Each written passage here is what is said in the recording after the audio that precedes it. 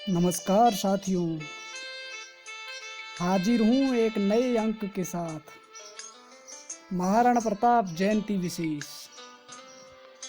आज प्रदेश ही नहीं अपितु देश भर में एक ऐसे राष्ट्र नायक की जयंती मनाई जा रही है जिनका नाम मात्र सुनते ही रगों में बहती हुई लहू की धार भी लावा बन जाती है।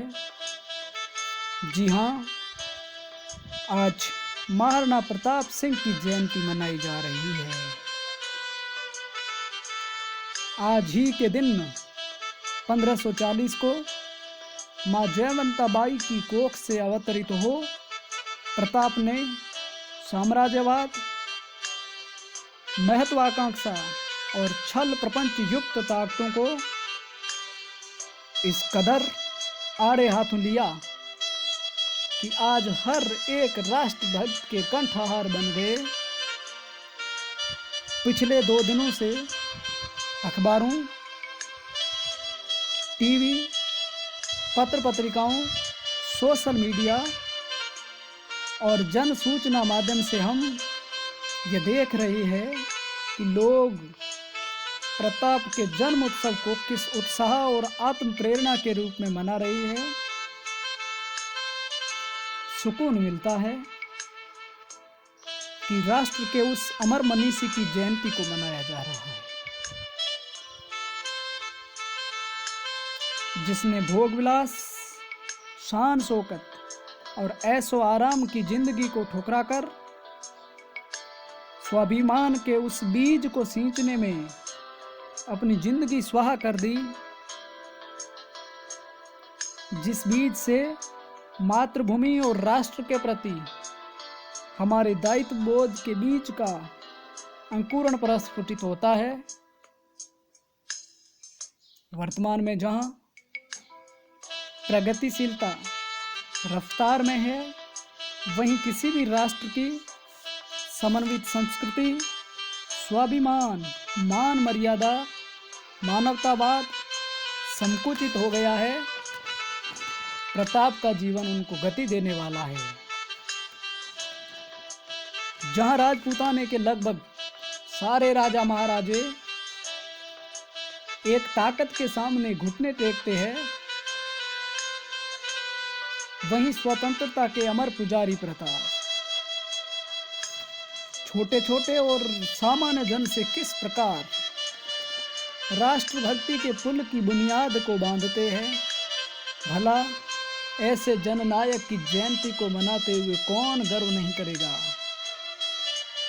असल में यदि कोई प्रताप को किसी जाति विशेष, धर्म विशेष या क्षेत्र विशेष में समेटने का प्रयास करता है, तो मैं समझता हूँ कि वो प्रताप के साथ सरासर अन्याय होगा।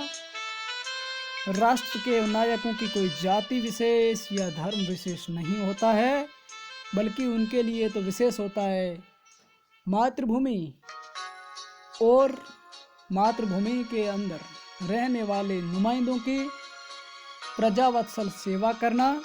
और इसलिए प्रताप सरीखे मनीषियों के संदर्भ में कहा जाता है कि जननी जने तो ऐसा जन के दाता के सूर, नीतर रही जे बांझनी तू मत गंवाई जे नूर।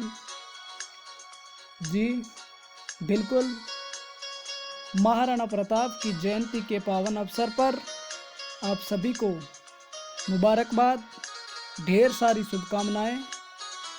प्रताप की जयंती को सच्चे अर्थों में मनाएं, घर परिवार के साथ में मनाएं, प्रताप की कहानियां सुनाएं, प्रताप का जीवन सुनाएं, एक दूसरे के बीच में ऐसे राष्ट्र के पुजारी की चर्चा करें।